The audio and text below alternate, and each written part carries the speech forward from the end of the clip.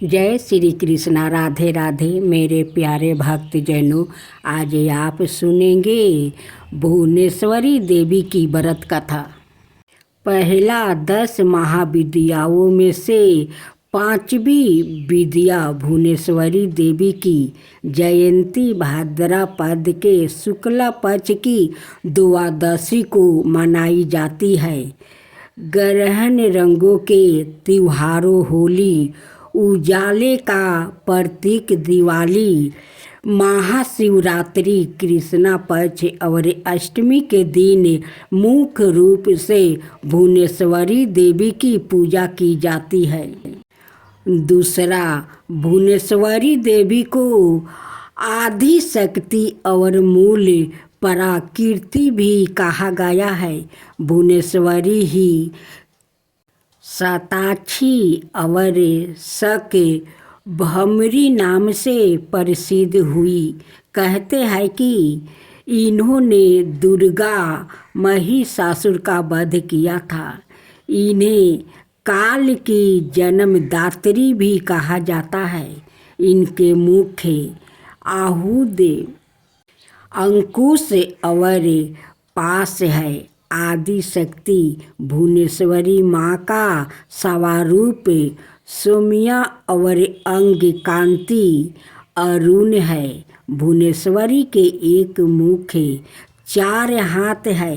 4 हाथों में गदा, शक्ति का एम राजदंड व्यवस्था का प्रतीक है। माला नियमित और आशीर्वाद मुद्राए प्रजा पालन की भावना का प्रतीक है।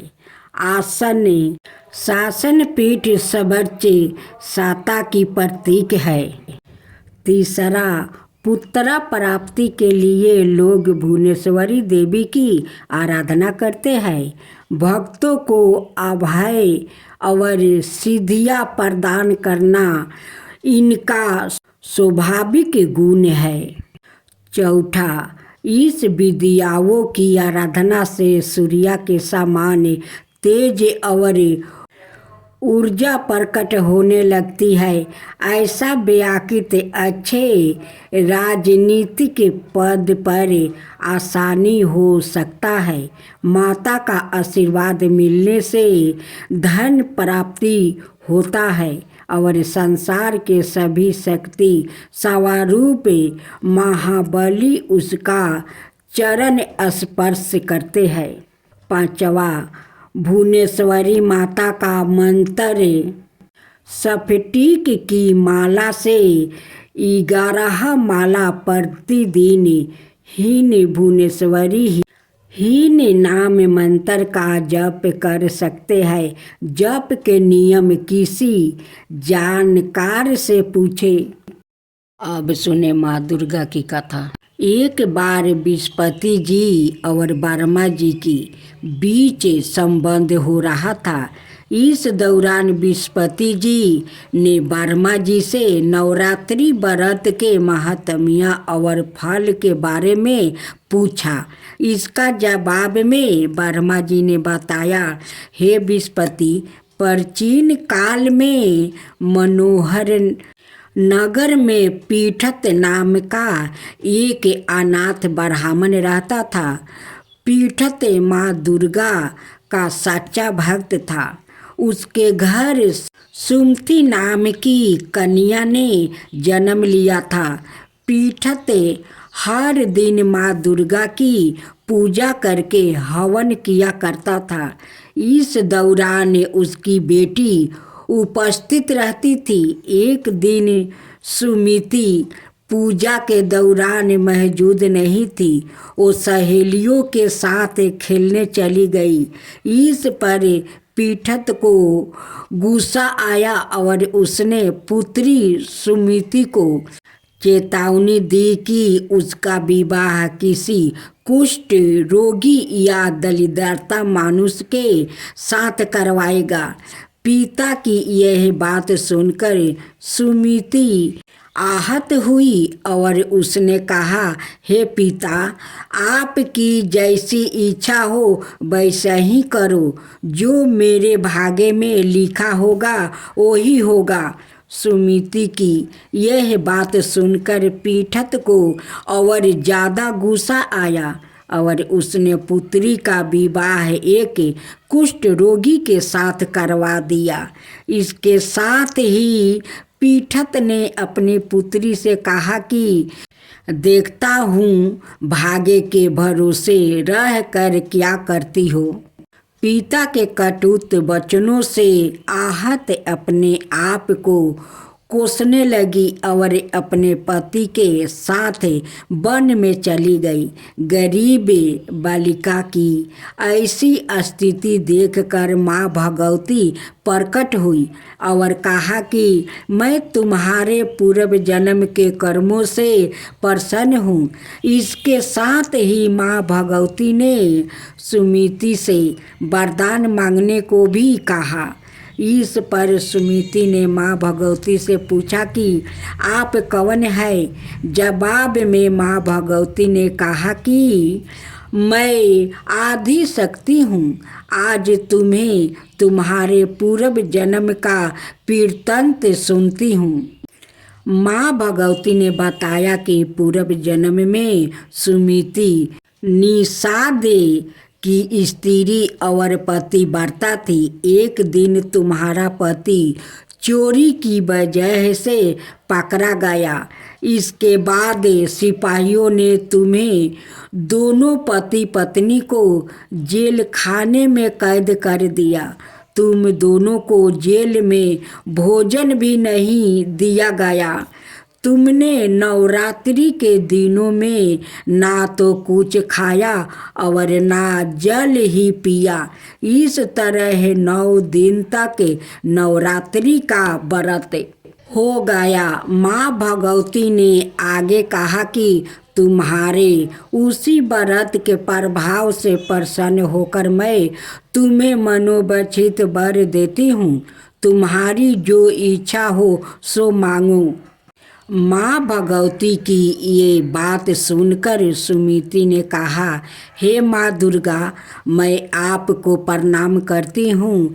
आपसे विनती है कि मेरे पति के कुष्ठ को दूर कर दीजिए। माँ भगवती ने ब्राह्मण की बेटी की इच्छा पूरी कर दी। इसके बाद सुमिति ने माँ भगवती की आराधना की। ब्राह्मण की बेटी की आराधना से खुश होकर माँ भगवती ने कहा कि तुम्हें उदलाय नमक आदि विद्धिमान धन्यवान कीर्तिवान और जितेंद्रिया पुत्रा होगा। इस वरदान से खुश होकर सुमिति ने माँ भगवती से नवरात्रि के व्रत की विधि और व्रत के फल की जानकारी मांगी। इस पर माँ भगवती ने बताया कि चैत्र या आश्विन मास के शुक्ल पक्ष की प्रतिपाद तिथि से 9 दिन तक व्रत रहे। अगर व्रत नहीं रख सकते हैं तो एक समय का भोजन करें। घट स्थापना करने के बाद मटिका बनाकर उसको हमेशा जल से सींचना चाहिए। विधि अनुसार पूजा करने के बाद पुष्प से अर्घ देना चाहिए। इस दौरान घी, गेहूँ, शहद, खांड, जौ, तिल, बेल, नारियल, कदम्ब और दाक से हवन करे।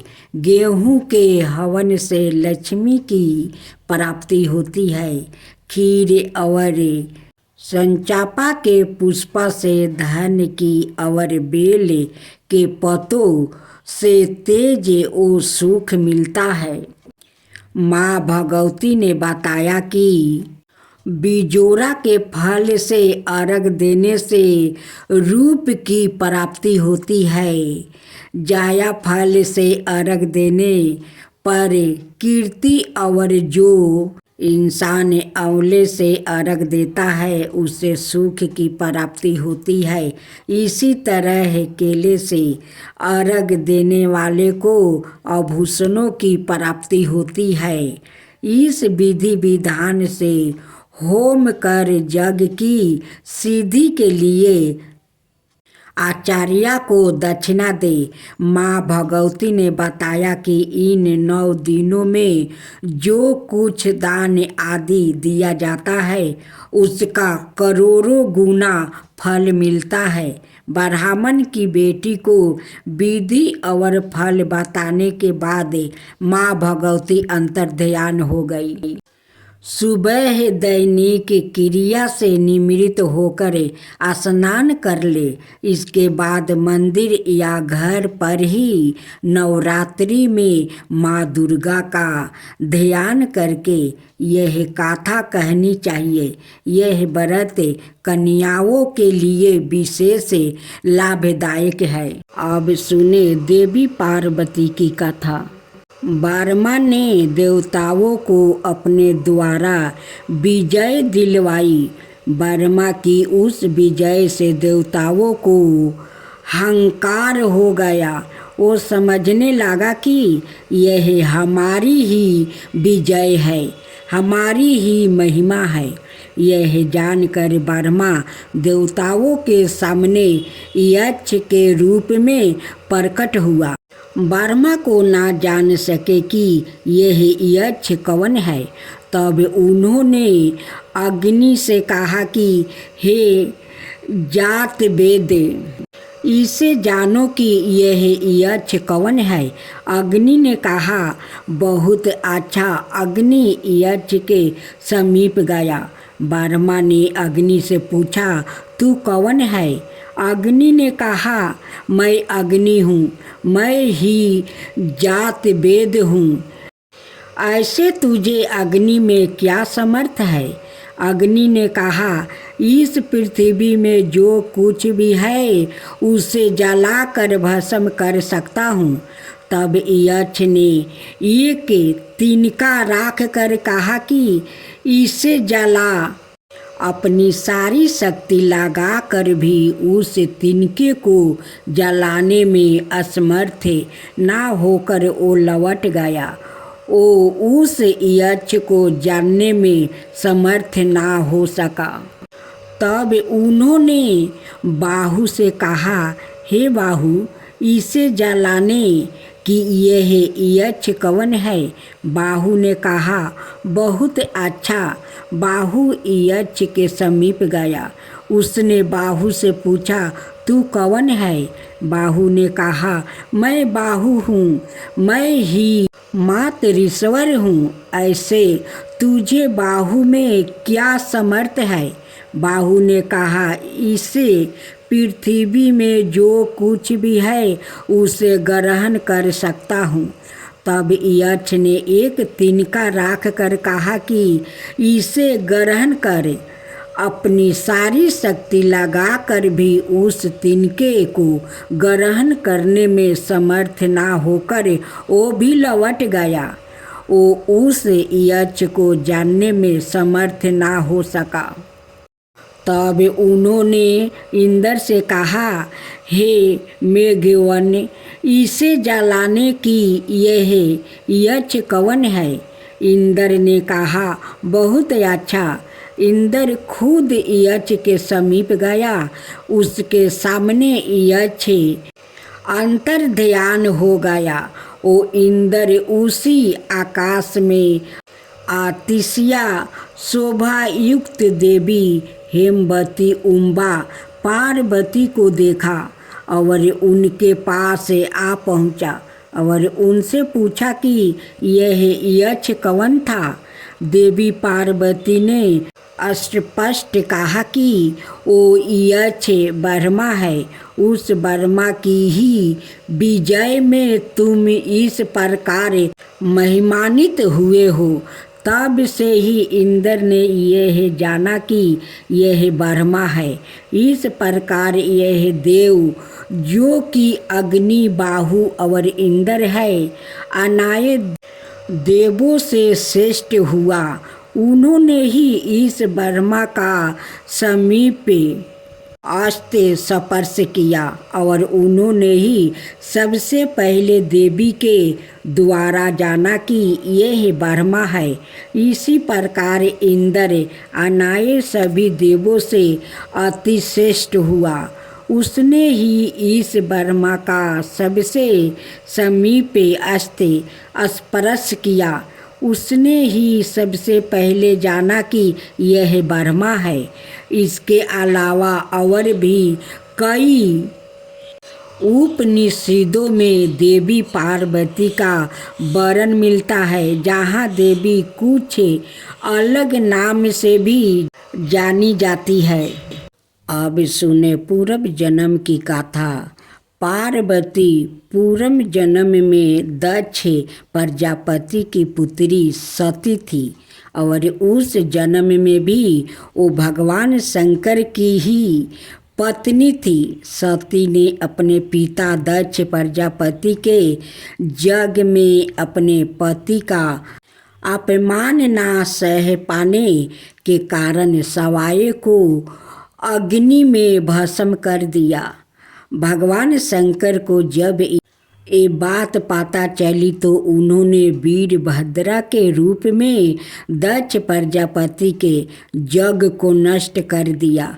भगवान शिव सती के शव को लेकर दंडवत करने लगा। उसी समय भगवान विष्णु ने अपने सुदर्शन चक्र से माता सती के शव को 51 भाग कर दिया।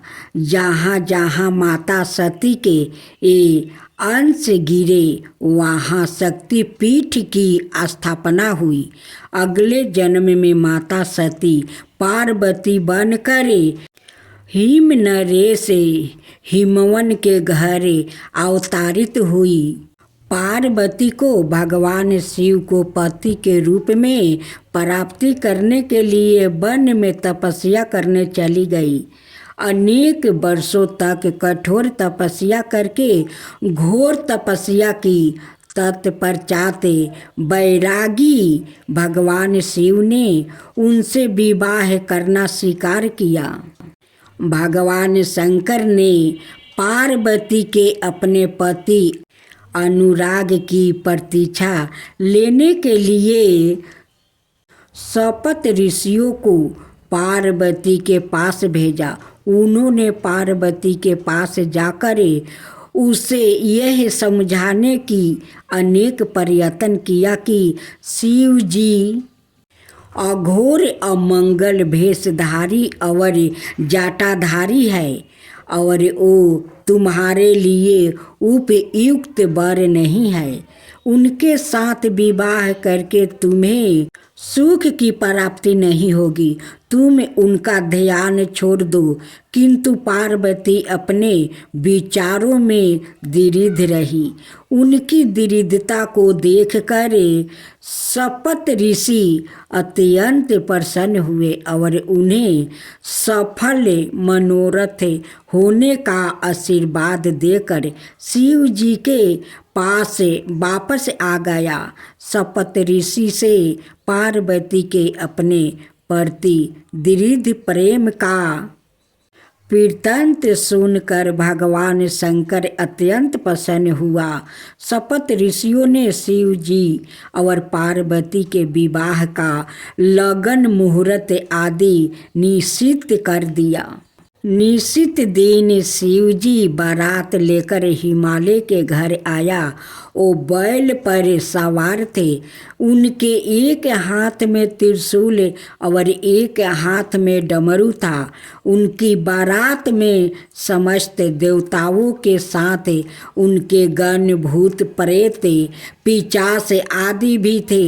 सारे बाराती नाच गा रहे थे। सारे संसार को प्रसन्न करने वाली भगवान शिव की बारात अत्यंत मन मोहक थी। वर्मा जी की उपस्थित में विवाह समारोह शुरू हो गया। इस तरह शुभ घड़ी और शुभ मुहूर्त में शिव जी और पार्वती का विवाह हो गया और पार्वती को साथ लेकर शिव जी अपने धाम कैलाश पर्वत पर सुख पूर्वक रहने लगा। अब आप सुने चंद्रमा द्वारा सोमनाथ की पूजा। दक्ष अपनी पत्नी असगिन के साथ हिमालय में राज करती थी। उनकी 50 कन्याएं थी। इनमें से 27 कन्याओं का विवाह उन्होंने चंद्रमा के साथ कर दिया। हे चंद्रमा, तुम इन सबसे बराबर प्रेम करना, सुखी रखना। पहले तो चंद्रमा अपनी सभी पत्नियों से बराबर का प्रेम करते थे, पर बाद में उनका झुकाव रोहिणी की तरफ होने लगा, जो अत्यंत सुंदर थी। इससे दक्ष की अनायक कन्याओं दुखी होने लगी। हमारे स्वामी हमारी उपेक्षा करवा रहे हैं, अब हम क्या करें? चलो हम सब चलकर पिता श्री से शिकायत करते हैं। दक्ष की पुत्रियां अपने पिता के पास अपनी शिकायत लेकर पहुंची। मेरी बच्चियों, तुम चिंता ना करो, मैं इस विषय में अपने दामाद से अवश्य बात करूंगा और तुम्हारे कष्ट का निवारण करूंगा। चंद्रमा, तुम केवल रोहिणी का ही ख्याल रखते हो और अपनी अनाये पत्नियों की उपेक्षा करवाते हो। यह उचित नहीं है। अपने को सुधारो। पर दक्ष द्वारा टोके जाने पर भी चंद्रमा ने अपना रवैया नहीं बदला। दक्ष की कन्या दोबारा रोते रोते अपने पिता के पास गई। तब दक्ष ने क्रोधित होकर चंद्रमा को श्राप दिया। चंद्रमा, तुम अपनी पत्नियों की अवहेलना करके उन्हें कष्ट पहुंचा रहे हो। उनका यौवन व्यर्थ ही बीता जा रहा है। मैं तुम्हें श्राप देता हूँ कि इसी तरह तुम्हारा रूप भी छीन हो जाएगा। दक्ष के श्राप के कारण चंद्रमा का रूप छीन पड़ने लगा। भयभीत होकर चंद्रमा देवताओं के पास सहायता मांगने गया। देवगण कृपाए मुझे इस विपत्ति से बचने का उपाय बतलाइए। हे चंद्र, हम तुम्हारे दुख का निवारण नहीं कर सकते। चलो हम सब पीताम्बा वर्मा के पास चले और उनसे वो सब वर्मा के पास पहुँचे और उन्हें चंद्रमा की समस्या के बारे में बताया। तुमने अपनी पत्नियों के साथ उचित व्यवहार नहीं किया है। तुमने दक्ष की बात को भी अनसुना कर दिया है। तुमने अपने बुजुर्गों का और सत्य का अनादर किया है और इसीलिए दंड के पात्र हो। तुम्हें दंड मिले तो दूसरों को भी शिक्षा मिलेगी। प्रभु, मुझे अपनी भूल का आभास हो गया है। मुझे क्षमा करे और दया करके मेरी रक्षा करे। देवताओं ने भी वर्मा जी से चंद्रमा की सहायता करने के लिए बारंबार विनती की। चंद्रमा समझते वनवासियों को देवता है। यदि वो छीन हो गया तो समस्त पेड़ों पौधों सूख जाएगा और संसार का विनाश हो जाएगा। इसके अलावा चंद्र की किरणों से ही हम देवताओं को सोमरस की प्राप्ति होती है। समग्र दृष्टि की भलाई को ध्यान में रखते हुए आप कृपाए चंद्रमा को इस विपत्ति से बचाए। पृथ्वी पर परिवेश नाम का एक तीर्थ स्थान है। चंद्रमा को वहाँ जाकर भगवान शिव के पंचरक्ष मंत्र का निरंतर जप करना होगा।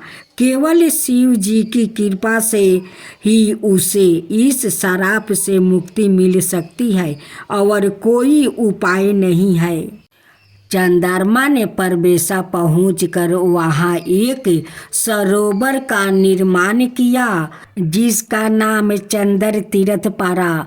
उसने वही एक शिवलिंग की स्थापना की और नित्य उसकी पूजा करने लगा। उससे शिव जी के पंचरक्ष मंत्र का 10 करोड़ बार जप किया। ओम नमः शिवाय, ओम नमः शिवाय, ओम नमः शिवाय।